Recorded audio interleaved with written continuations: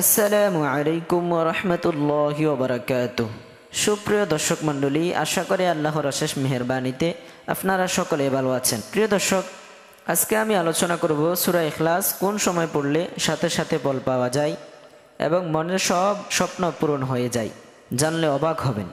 আমি অনুরোধ করব ভিডিওটি শেষ পর্যন্ত দেখার জন্য।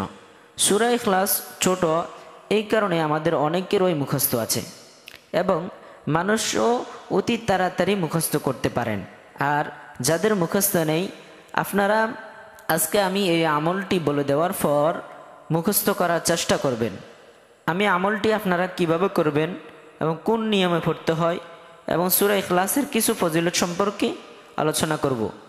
প্রিয় দর্শক, একবার এক সাহাবী নামাজে প্রতি 2 রাকাতের মধ্যে সূরা ইখলাস একবার পড়তেন এবং এটা যখন তার আশেপাশে সাহাবীরা জানতে পারে, তখন তারা রাসূল সাল্লাল্লাহু আলাইহি সাল্লামের কাছে গেলেন এবং তার নামে নালিশ করলেন, ইয়া রাসূলুল্লাহ, এ ব্যক্তি প্রত্যেক 2 নামাজের মধ্যে একবার সূরা ইখলাস পড়ে। তখন রাসূলুল্লাহ সাল্লাল্লাহু আলাইহি ওয়াসাল্লাম জিজ্ঞাসা করলেন, এই কথা কি সত্যি? তখন ওই ব্যক্তি বলল, ইয়া রাসূলুল্লাহ, জি, আমি প্রত্যেক 2 রাকাতের মধ্যে এই সূরা পড়ি। তখন রাসূলুল্লাহ সাল্লাল্লাহু আলাইহি ওয়াসাল্লাম জিজ্ঞাসা করলেন, তুমি এটা করো কেন? তখন সে বলল, আমার ভালো লাগে, এই কারণে আমি পড়ি। তখন রাসূলুল্লাহ সাল্লাল্লাহু আলাইহি ওয়াসাল্লাম কিছু বলেননি। প্রিয় দর্শক, এই সূরাটির সাথে তার ভালোবাসা রাখার কারণে জান্নাত নসিব হবে। রাসূল সাল্লাল্লাহু আলাইহি ওয়াসাল্লামের হাদিস দ্বারা এটি প্রমাণিত হয়।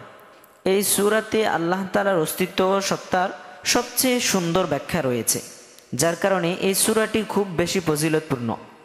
হাদিস শরীফে আছে, রাসূল সাল্লাল্লাহু আলাইহি ওয়াসাল্লাম বলেছেন, যে ব্যক্তি সকাল ও বিকাল সূরা ইখলাস, সূরা ফালাক, সূরা নাস পাঠ করবে, আল্লাহ তাআলা তাকে সকল প্রকার বিপদ আপদ, বালা মুসিবত এবং হতাশা থেকে রক্ষা করবেন।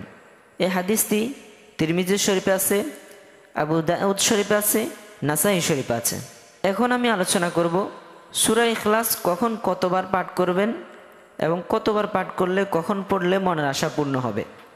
দর্শক, এই সূরাটির আমল করার নিয়ম হলো, শুক্রবার আসরের পর থেকে মাগরিবের আগ পর্যন্ত এই সময়ে সূরাটি 3 বার বা 5 বার বা 10 বার পাঠ করবেন।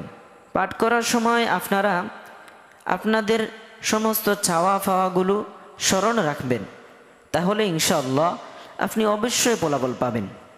প্রিয় দর্শক, আর যদি আপনারা শুক্রবারে আমলটি করতে না পারেন, সময় না পান, তাহলে আমলটি করবেন বৃহস্পতিবার আসরের পর থেকে মাগরিবের আগ পর্যন্ত সময়ের মধ্যে। আর যদি তাও না পারেন, তাহলে আপনি সপ্তাহের যে কোনো দিনে আপনার স্মরণ হোক, আপনি 2 রাকাত নামাজ পড়বেন। তারপর ভালোভাবে মনোযোগ দিয়ে 3 বার, 5 বার, 10 বার এই আমলটি করবেন, কোনো একটি উদ্দেশ্য মাথায় নিয়ে। প্রিয় দর্শক, এভাবে আপনি যদি যে কোনো বালা মুসিবত, বিপদ আপদ, সন্তানের জন্য, সন্তানের ভালোর জন্য, স্বামী স্ত্রীর মিল মোহাব্বতের জন্য, রিজিকের জন্য, সমস্ত সমস্যা সমাধানের জন্য যদি এই আমলটি আপনি করতে পারেন, যেভাবে আমি বলছি ওভাবে যদি করতে পারেন, ইনশাআল্লাহ ফলাফল পাবেন। প্রিয় দর্শক, আজকের ভিডিওটি এ পর্যন্ত। ভিডিওটি যদি ভালো লাগে অবশ্যই লাইক, কমেন্ট, শেয়ার এবং সাবস্ক্রাইব করে আমাদের পাশে থাকবেন। দেখা হবে পরবর্তী ভিডিওতে। আল্লাহ হাফেজ।